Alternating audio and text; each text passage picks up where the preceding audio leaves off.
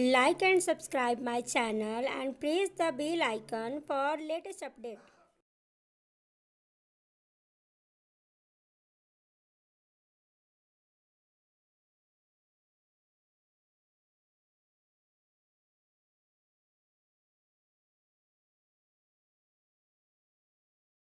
नमस्ते फ्रेंड्स, आप सब लोगों का संकल्प इंस्टीट्यूट चैनल में आप सबका स्वागत है। आज हम इस क्लास में बात करने वाले हैं reflection of light. Reflection of light actually इस चैप्टर के बारे में बात नहीं करेंगे, इसके खास टॉपिक के बारे में हम लोग बात करेंगे। ठीक है, हमारा टॉपिक है rules for obtaining the image form by spherical mirrors. Spherical mirrors कितने तरह के? दो तरह के।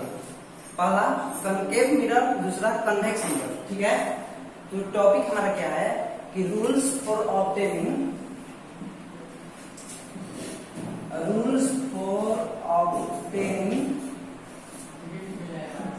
Images form by spherical mirrors. ठीक है, स्फेरिकल मिरर्स कितने तरह के? दो तरह के। देखिए, स्फेरिकल मिरर दो तरह के हुए, कनकेव, कन्वेक्स। ठीक है, ये सब तो नॉर्मल चीजें, छोटी चीजें हैं, ये सब आप सब जानते ही होंगे। इस टॉपिक को हम बात नहीं करके इस पर आते हैं। इसको कौन सा मिरर बोलते हैं? कॉनकेव। क्या? कॉनकेव। इसको कॉन्वेक्स। ये बताने वाली चीजें नहीं है, 6, 7, 8 क्लास की चीजें, ये आप सभी जानते होंगे। चलिए हम बात करते हैं rules for obtaining image form by spherical mirrors. इसके 4 रूल्स हैं, याद रखिएगा। कितने रूल्स? 4 रूल्स। और चारों रूल्स ऐसा नहीं है कि कॉनकेव पर अलग लागू होगा, कन्वेक्स पर अलग लागू होगा, ऐसा बिल्कुल नहीं। दोनों मिरर के केस में चारों रूल एक ही तरीके से काम करते हैं, बट उसका जो रे डायग्राम है अलग अलग हो जाएगा, फंक्शन उन लोग का अलग अलग हो जाएगा। किसी में लेफ्ट साइड बनेगा, किसी में राइट साइड बनेगा। अभी देखते हैं, सारा चीज क्लियर हो जाएगा, घबराने की जरूरत नहीं है। ठीक है, देखिए पहला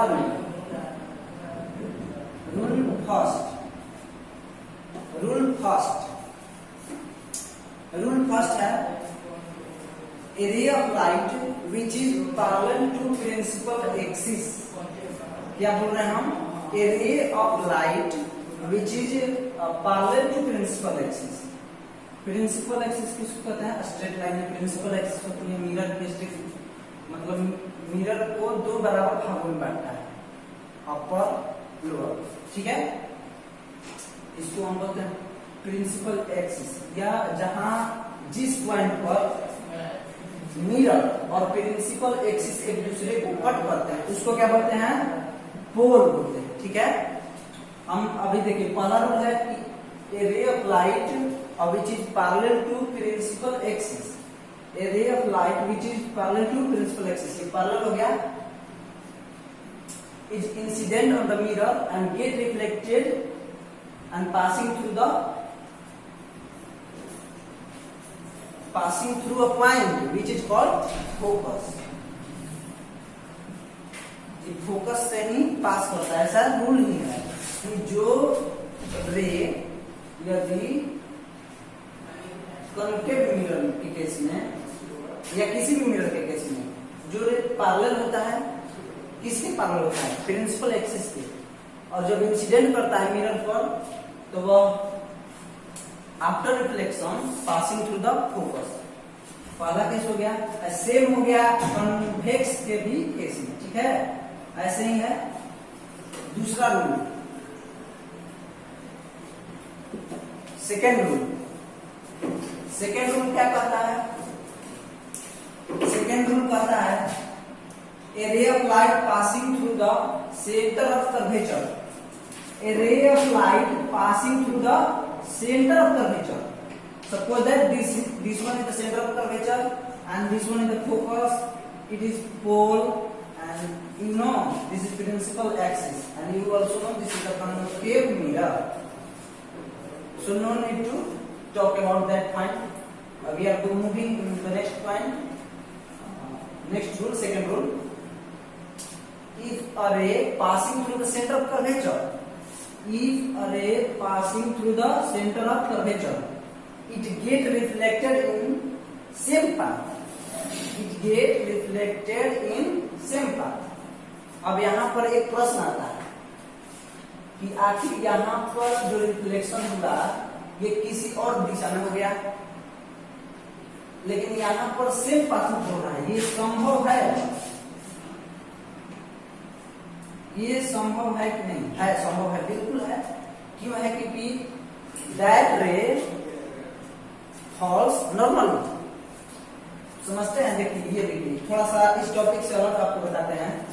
suppose that this is the plane mirror and this one is the incident ray, this one reflected ray and this is normal. So क्या होता है, ये इसको नॉर्मल बोलते हैं। अगर इसी पर कोई रे फॉल्स करती है, इंसिडेंट करती है, यही वाला केस यहाँ पर है। ये नॉर्मली गिर रहा है यहाँ, तो कहाँ इसका रिफ्लेक्शन होगा? सेम पाथ में होगा। इसलिए ये रूल सेकेंड है। किस लिए रूल्स है? इमेज प्राप्त करने के लिए। इमेज कैसा बनेगा? बड़ा बनेगा, छोटा बनेगा। इट मीन्स लार्ज बनेगा, स्मॉल बनेगा और स्मॉल बनेगा या और स्मॉल बनेगा, जिसको डिमिनिश्ड बोलते हैं, या और डिमिनिश्ड बनेगा, हाईली डिमिनिश्ड बोलते हैं जिसको, और वर्चुअल बनेगा, इरेक्ट बनेगा। बहुत सारे केस है, सबके बारे में बात करने वाले हैं हम इस वीडियो में। ठीक है, अगला केस होते हैं, सेम केस यही होगा कन्वेक्स के केस में।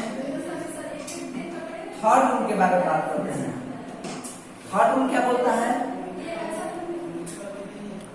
थर्ड रूल बोलता है फर्स्ट रूल का अपोजिट। इट मीन्स क्या हुआ, यदि कोई रे किसी भी मिरर के केस में, either that one is the concave mirror और that one is the convex mirror, ठीक है, किसी भी मिरर के केस में थर्ड रूल बोलता है कि किसी भी मिरर के केस में यदि इंसिडेंट रे फोकस के थ्रू पास करती है, फोकस के थ्रू, तो यह रिफ्लेक्शन के बाद पैरेलल हो जाती है। ठीक है, रिफ्लेक्शन के बाद पैरेलल हो जाती है। देखिए यहाँ है ना, बिल्कुल फर्स्ट रूल का अपोजिट है। समझ गए? सेम केस होता है कन्वेक्स में भी। अब इसका नेक्स्ट रूल है,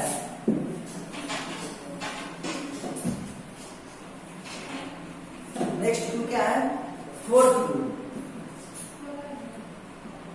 And this one is not so important, but sometimes it is useful to draw the ray diagram to find the image formation or to get image. चौथा rule क्या है? देखिए, फोर्थ रूल बोलता है किसी भी mirror के केस में, just like the first second third rule, fourth rule state that if a रे इज पासिंग थ्रू द पोल, पोल अब सबसे पहले देखिए यहाँ समझ लिया जाए पोल किसको बोलते हैं। पहले भी बताया है, वीडियो के शुरुआत में ही हमने बताया है कि पोल किसको बोलते हैं। पोल वह पॉइंट है, the point where principal axis and mirror cross each other. ठीक है, बिल्कुल सिंपल तरीका से हम समझेंगे, बिल्कुल घबराने की बात नहीं है, बिल्कुल हेजिटेशन नहीं लेना है। नहीं समझ में आ रहा है, हम एक बार नहीं, दो बार बताएंगे, तीन बार बताएंगे, मगर ध्यान से देखिए भाई वीडियो को और समझिएगा अच्छे से, क्योंकि बहुत इंपॉर्टेंट चैप्टर है। इंपॉर्टेंट चैप्टर नहीं, आई मीन इंपॉर्टेंट टॉपिक है, क्योंकि एग्जामिनेशन पॉइंट ऑफ व्यू से देखा जाए तो बहुत ही इंपॉर्टेंट टॉपिक है। क्योंकि मैंने अभी 10th का एग्जाम दिया है, इससे बहुत सारे क्वेश्चन आए हुए थे, लगभग सभी सेटों में, सेट 1, 2, 3 सभी सेटों में इससे ही ज्यादा क्वेश्चन थे, और ऐसे ही चैप्टर को ज्यादा पढ़ने की जरूरत है। देखिए इस टॉपिक को आगे बढ़ते हैं। ये चौथा रूल क्या बोलता है, यदि कोई रे पोल के थ्रू इंसिडेंट करती है, पोल के थ्रू इंसिडेंट करती है, तो उसका रिफ्लेक्शन भी उसी के एंगल के बराबर होता है। यही वाला केस आ गया कौन? प्लेन मिरर का केस है। सबको एक दूसरे के साथ कड़ी में कड़ी मिलाकर पढ़ना है, ठीक है, और समझने की जरूरत है। यहाँ देखिए एंगल ऑफ इंसिडेंट हो गया, एंगल ऑफ रिफ्लेक्शन हो गया। अब यहाँ से हम दूसरा टॉपिक भी समझ सकते हैं कि angle of incidence is equal to angle of reflection, that one the first law of reflection. ठीक है, ऐसे ही करके पढ़ने की जरूरत है। आगे देखिए, समझ गए इतना? बहुत ही सिंपल टॉपिक था, इसमें कोई इरिटेशन लेने की बात नहीं है। आगे बढ़ते हैं। अब तो रूल्स पढ़ लिए। अब जैसे कि जानते हैं गवर्नमेंट है, हमारी सरकार है, बिहार सरकार हो, भारत सरकार हो, यूपी सरकार हो, उत्तराखंड सरकार हो, झारखंड सरकार हो, कोई भी सरकार हो, रूल्स निकालती है तो इस पर कोई नियम कायदे निकालते हैं तो इस पर स्वीकृति की जाती है किसी भी चीज की कि इस रूल पर ये कार्य होंगे, इस रूल पर ये कार्य होंगे। तो हमने अभी 4 रूल पढ़े हैं, तो हमें कुछ स्वीकृति करनी है। 4 रूल पढ़ लिए तो इस पर हम कुछ बनाएंगे। इस रूल से हमें करना क्या है? पढ़ लेने से रूल नहीं हो जाएगा, हमको इस पर कुछ करना है। तो करना क्या है कि इमेज फॉर्मेशन देखना है। उस रूल्स के हिसाब से इमेज कैसा कैसा किस केस में बन रहा है। Image formation by concave mirror, पहले कॉन्केव का देख लेंगे और नेक्स्ट वीडियो में, या आज ही हो जाए तो आज ही कवर करने की हम कोशिश करेंगे। और इस वीडियो में नहीं हो पाएगा तो इस वीडियो में हम नहीं कर पाएंगे, सॉरी, हम नेक्स्ट वीडियो में कॉन्वेक्स के बारे में करेंगे इमेज फॉर्मेशन। क्योंकि वीडियो लंबा हो जाने पर लड़के कमेंट में नॉर्मल बातें लिखने लगते हैं, इतना वीडियो लंबा। इसलिए देखिए बच्चों, कमेंट अच्छा कीजिए और सीखने की कोशिश कीजिए। हमेशा पॉजिटिव सोच रखिए, निगेटिव सोच वाले व्यक्ति कभी आगे नहीं बढ़ते हैं। 100% फैक्ट चीज है यार। Concave mirror, image formation by concave mirror. देखिए इसका भी लगभग 6-7 केस है। केस नंबर 1 क्या है? केस नंबर 1 है कि यदि हम किसी भी वस्तु को पोल और फोकस के बीच में रखते हैं, क्या हमने कहा? when we put or keep any object between focus and pole of the concave mirror, then how much larger or how much smaller image will be formed and how image will be formed, कैसा बनेगा, कितना size होगा, उसका nature क्या होंगे, उसका magnification क्या होगा, सब देखेंगे इसमें। एक ही वीडियो में हम सारा चीज कवर करने की कोशिश कर रहे हैं दोस्त। देखिए क्या हमने बोला, किसी भी वस्तु को फोकस और पोल के बीच में रखा जाए। मान लीजिए ये हमारा ऑब्जेक्ट हो गया, ये ऑब्जेक्ट हो गया ए बी। जनरली कोई भी नाम लिख सकता है, लेकिन जनरली फर्स्ट सेकंड लेटर है तो फर्स्ट सेकंड लेटर से ही लिखेंगे ए बी। ठीक है, अब देखिए, अब यहाँ पर रूल्स हम 4 पढ़े हैं। पहला रूल देखिए, पहला रूल क्या कहा था? सोचिए, दिमाग में सोचिए, याद कीजिए, और कॉपी या पेज मत पलटिए, अभी याद कीजिए कि हमने क्या बताया। बताया कि if A ray incident parallel, कोई भी रे मिरर पर पैरेलल इंसिडेंट करती है तो उसका रिफ्लेक्शन फोकस के थ्रू होता है, फोकस के थ्रू होता है। देखिए याद कीजिए, ये रूल है कि नहीं?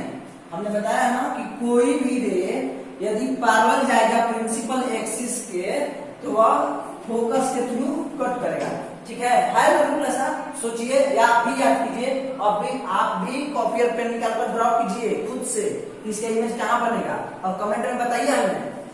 ठीक है, देखिए आप देखिए। अब दूसरा रूल क्या पढ़े थे कि कोई भी रे अगर सेंटर ऑफ कर्वेचर से गुजरती है तो उसी में सेम पाथ में वह रिफ्लेक्ट करती है। क्या बताया था हमने? दूसरा रूल कि कोई भी रे अगर सेंटर ऑफ कर्वेचर से पास करती है तो वह उसी पाथ में उसका रिफ्लेक्शन भी हो जाता है, सेम पाथ में उसका रिफ्लेक्शन भी होता है ना? सेम क्लीन इसको बनाते हैं। देखिए समझाने में प्रॉब्लम होता है और बनाने में आसानी होती है। आप लोग बनाइए, आप लोग को आसानी होगी। देखिए यहां से गया, क्या बताया हमने, पागल गया, ये फोकस करा गया, suppose this one is the centre of curvature, यहां से ये गया और सेम डायरेक्शन में इसका रिफ्लेक्शन भी हो रहा है। अब यही एक ऐसा केस है, ध्यान दीजिए, यही एक ऐसा केस है जहां इमेज वर्चुअल बनता है। मतलब वर्चुअल इमेज किसको बोलते हैं, स्क्रीन पर फॉर्म नहीं हो सकता है, यही ना, रियल का अपोजिट वर्चुअल। अब लेकिन हमको तो इमेज बनाना है। अब आप ही सोचिए कि हम वस्तु कहीं रखे हैं, यहाँ मिरर है, तो कहीं ना कहीं तो उसका इमेज बनेगा ही बनेगा, ऐसा नहीं है। ये गॉड प्रॉमिस है, गॉड प्रॉमिस है कि इसका इमेज कहीं ना कहीं बनेगा।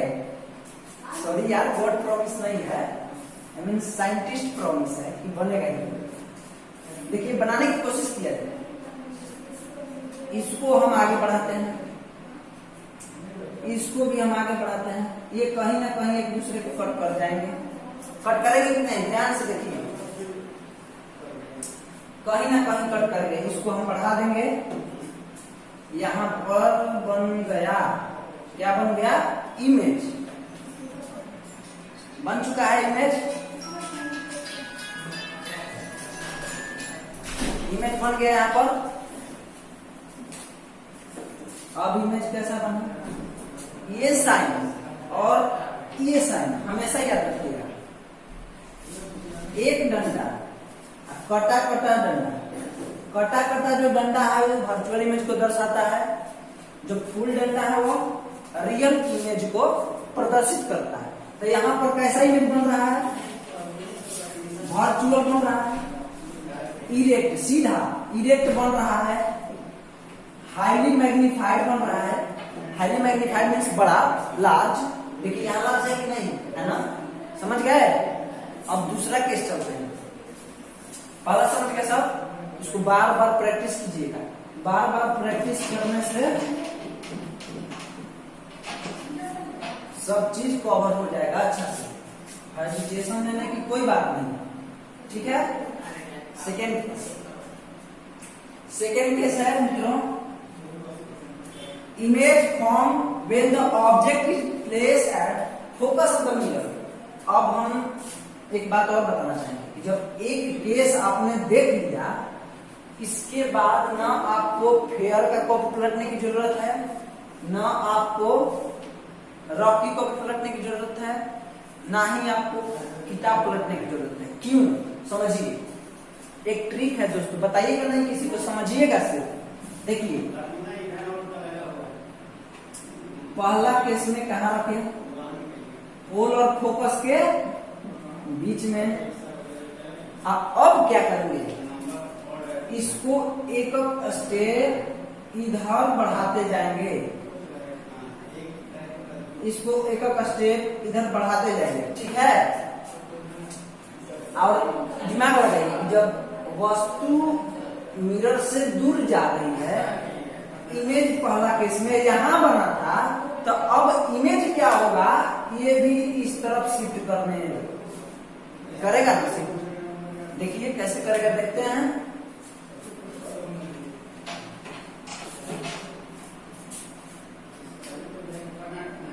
सेकेंड केस है, when object is placed at the focus of the concave mirror. Concave mirror के फोकस पर कोई वस्तु रखी हुई है, उसका इमेज कहाँ बनेगा, कैसा बनेगा, किस तरह का बनेगा।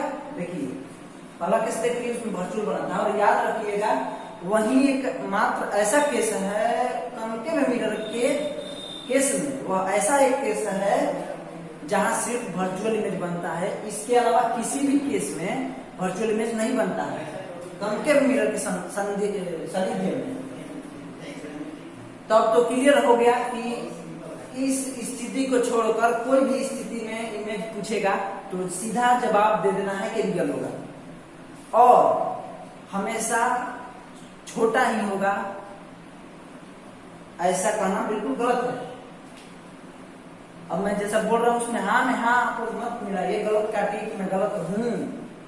ध्यान यहाँ रखिए, हमेशा छोटा थोड़ी बनेगा। अभी देखिए बड़ा बना था, उसके बाद कुछ और छोटा, थोड़ा सा छोटा बनेगा, उसके बराबर भी बन सकता है, उससे बहुत छोटा भी बन सकता है ना। देखते हैं इसको, देखते हैं ये कैसा बनता है। यहाँ से सेम उसी तरह पैरेलल करना है, ये फोकस के थ्रू जाएगा, सेंटर ऑफ कर्वेचर से फिर इसको पास कराना है यहाँ से, ये भी कहाँ जाएगा, इसी में। अब ये आगे बढ़ाने पर हमको पता चलता है कि इन्फिनिटी पर जाकर इन्फिनिटी पर जाकर ये एक दूसरे को कट करेंगे। ऐसा प्रतीत नहीं हो रहा है, लेकिन ऐसा मानना चाहिए, ऐसा मान्यता दी गई है इसको साइंस के क्षेत्र में कि ये कहां कट करता है एक दूसरे को, इन्फिनिटी पर। ठीक है, इन्फिनिटी पर होगा तो लार्ज होगा, जेन्युइन सी बात है। और कैसा बनेगा, ये रियल बनता है। पहले ही बता चुके हैं कि पहला केस को छोड़कर बाकी सब में रियल बनेगा। तो यहाँ इमेज कैसा बनेगा, रियल, इन्वर्टेड बनेगा, हाईली मैग्नीफाइड बनेगा। तीसरा केस क्या है, तीसरा केस है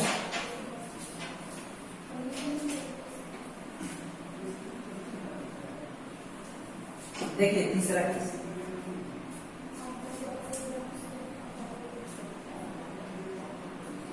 थर्ड केस में हम क्या बोले, पहले ही बोल चुके हैं ना कि ऑब्जेक्ट को एक और स्टेप करके आगे बढ़ाते जाना है। पहले फोकस और पोल के बीच में रखें, फिर फोकस पर रखें, अब सेंटर ऑफ कर्वेचर और फोकस के बीच में रखेंगे। हमको इमेज प्राप्त कर लेना है, इमेज प्राप्त कर लेना है।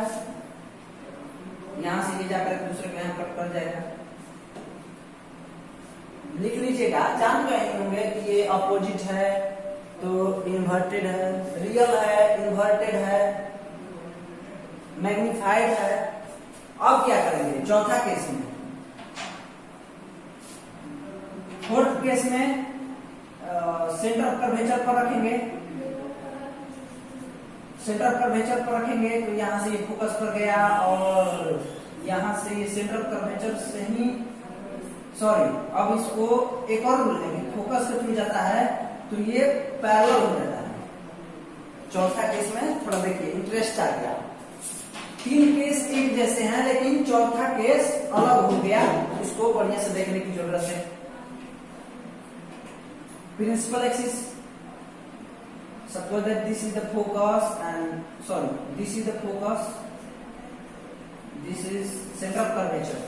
हमने क्या बोला कि ऑब्जेक्ट को सेंटर ऑफ कर्वेचर पर रखें, तो फर्स्ट रूल है पैरेलल गया, फोकस के थ्रू कट कर गया। एक और रूल है कि फोकस के थ्रू जाएगा इसका अपोजिट तो पैरेलल की तरफ हो जाएगा। देखिए बहुत सिंपल केस है, बिल्कुल इजी है यार। यहाँ देखो इसी के बराबर बनता है, इसमें इमेज कैसा होगा, इक्वल टू, सॉरी इक्वल नहीं बोल सकते, सेम साइज इमेज और real, inverted and same size. बढ़ते हैं next case number 5। Case number 5, okay.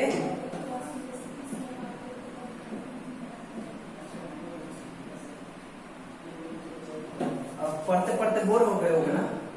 मैं एक थोड़ा इस टॉपिक से हट कर, मैं भी जानता हूँ क्योंकि मैं भी एक विद्यार्थी हूँ, पढ़ते पढ़ते बोर हो जाते हैं लोग, मगर मैं बोर करने नहीं आया हूँ, मैं यहाँ कुछ टॉपिक सिखाने आया हूँ और सीख भी रहा हूँ और सिखा भी रहा हूँ। तो एक छोटा सा टॉपिक देखिए, मजेदार ट्रिक्स, जादुई वाला, ठीक है। अब वो ऐसा जादूगर नहीं है, पढ़ाई वाला कोई जादू बताएंगे। इस टॉपिक से थोड़ा हटते हैं। देखिए एक मैथ का ट्रिक है छोटा मोटा। मान लीजिए किसी भी संख्या के अंत में 5 है, 5 हो गया, 25 हो गया, 35 हो गया, 45 हो गया, 55 हो गया। इसका हमको स्क्वायर निकालने का ट्रिक बता रहे हैं। ऐसा नहीं है कि टॉपिक से अलग है, ये भी पढ़ाई का ही है, लेकिन थोड़ा सा बोर होने से बचने के लिए हम आपको ये उपाय ढूंढे। दिमाग में सोच रहे थे कि क्या कुछ उपाय निकाला जाए तो ये याद आ गया। तो देखिए किसी भी संख्या का अगर स्क्वायर करना हो, अगर उसके अंत में 5 हो तो क्या करना है, कितना भी बड़ा आ जाए, 5 5 5 5, इसका स्क्वायर करना हो सिंपल है। देखिए मैं बताता हूँ, ठीक, लौटेंगे, तुरंत लौटेंगे उस 5th नंबर केस पर। जरा यहाँ पर नजर टिकाइए, 25 का स्क्वायर है, 25 का स्क्वायर, तो लास्ट में 5 है, आंख मूंद करके चुपचाप 5 का स्क्वायर 25 लिख देना है किसी भी केस में। और जो एक बची हुई संख्या है, एक बची हुई संख्या उसमें एक ऐड करना है, तो 2 और 1 3, 2 + 1 = 3, 10 3 हो गया। अब 3 और 2 में मल्टीप्लाई कर देना है, 3 2 जा 6, 3 2 6, 625। आप जानते हैं 25 का स्क्वायर 625। वन मोर एग्जांपल, 95 का स्क्वायर, स्क्वायर ऑफ 95 = 5 का स्क्वायर कितना लिखेंगे, 25। 9 में 1 जोड़िए 10, 10 में 9 से गुणा कीजिए 90, 9025। सिंपल है, चलते हैं, ज्यादा नहीं, इसमें दिमाग नहीं लगाने का। चलते हैं नेक्स्ट वीडियो की ओर, सॉरी नेक्स्ट टॉपिक की ओर। यार वीडियो तो सेम ही है, नेक्स्ट वीडियो कहाँ है, नेक्स्ट टॉपिक भी नेक्स्ट नहीं है, next case, 5th number case. Topic तो वही चल रहा है यार, image formation by concave mirror. आते हैं फुल एनर्जी के साथ, फुल एनर्जेटिक होकर पढ़िए तब समझ में आएगा। 5th नंबर केस क्या बोलता है, हम कहाँ रखे थे 4th नंबर केस में, इमेज को कहाँ, ऑब्जेक्ट को कहाँ रखे थे, केस नंबर 4th में ऑब्जेक्ट कहाँ था हमारा, सेंटर ऑफ कर्वेचर था ना, सेंटर ऑफ कर्वेचर पर।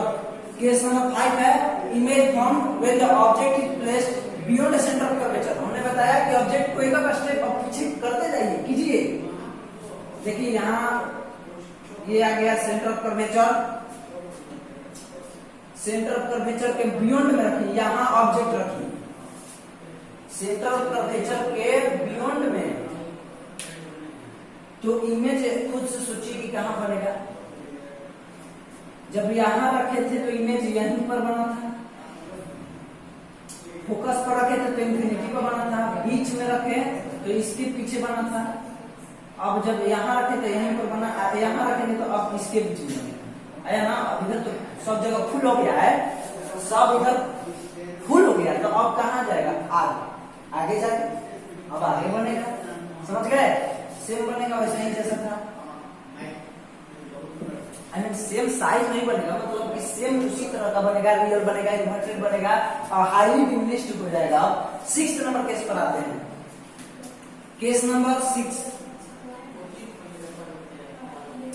केस नंबर 6 है image form when the object is at infinity. देखिए ये बहुत ही इंपॉर्टेंट केस है, इंपॉर्टेंट केस है, मतलब इंपॉर्टेंट है, इसमें कुछ खासियत है तब ही इंपॉर्टेंट है ना।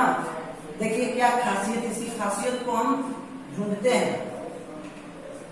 ये देखिए, सपोज दैट ये हो गया आपका कॉन्केव मिरर, कॉन्केव मिरर हो गया। अब हमने कहा बोला कि ऑब्जेक्ट है इंफिनिटी पर, इमेज इंफिनिटी पर तो बन गया फोकस के केस में। तो अब सोचिए जरा कि जब ऑब्जेक्ट है कहाँ, इंफिनिटी पर है, तो इमेज बनेगा फोकस पर। हमको बना देना, कुछ नहीं करना है, सिंपल है यार, ज्यादा ट्विस्ट नहीं है। ट्विस्ट है मगर हार्ड नहीं है, ट्विस्ट तो है। देखिए इंफिनिटी पर सोचिए कि इंफिनिटी से कोई रे आएगी और यहाँ से ये केस पड़े कि पोल से सेम जाता है, सेम उसी तरीके का यहाँ गया, यहाँ फोकस आगे समझ में, बस खत्म हो गया, सब केस इसमें खत्म। Image formation by concave mirror का क्विक रिवीजन करते हैं। Image formation by concave mirror quick revision. पहला क्विक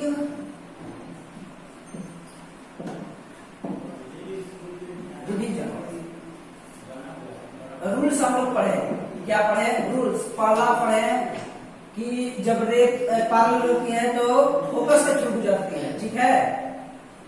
जब रे पैरेलल होती है तो फोकस के तरफ से पास होती है, फोकस के पॉइंट से। दूसरा क्या पढ़े, सेंटर ऑफ कर्वेचर से जाता है, उसी के रंग को रिफ्लेक्ट भी कर जाता है उसी पाथ में। तीसरा क्या पढ़े, तीसरा हम लोग पढ़े फर्स्ट का अपोजिट।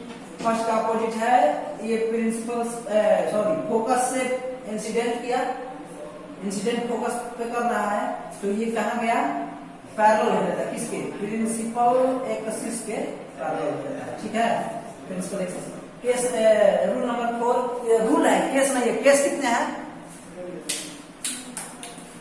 केस कितने हैं, सॉरी केस कितने हैं 6 और रूल्स कितने हैं 4 नंबर रूल्स क्या है, इंसिडेंट और फोल्ड हो गया और इसी के सेम एंगल बनाते हुए इसका रिफ्लेक्शन भी हो गया। रूल्स हो गया क्विक रिवीजन, क्विक रिवीजन इसका हो गया। अब आते हैं कहा, quick revision for image formed by spherical mirror. Spherical mirror का केस नंबर फर्स्ट नंबर देख लिए, सेकेंड भी देख लिए, केस नंबर 6 तक देख लिए और यही लास्ट केस था 6, यहाँ तक देख लिए। अब इसका फटाफट क्विक रिवीजन कर लेते हैं। पहला केस क्या था कि ऑब्जेक्ट यदि पोल और फोकस के बीच में रहता है, तो यही एक ऐसा केस है, इस केस में इमेज वर्चुअल बनता है। कॉन्केव मिरर का यही एकमात्र ऐसा केस है जिस केस में इमेज किस साइड बनेगा, मिरर के अपोजिट साइड में बनेगा, सेम साइड में नहीं बनेगा, और लार्ज बनता है और वर्चुअल बनता है। इसके बाद सब एक ही तरह का केस है,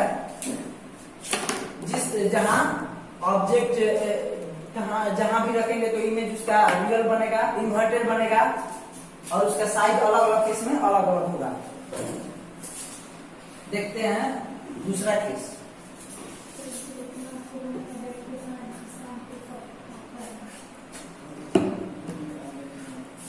सेकेंड केस हम लोग देखेंगे अभी।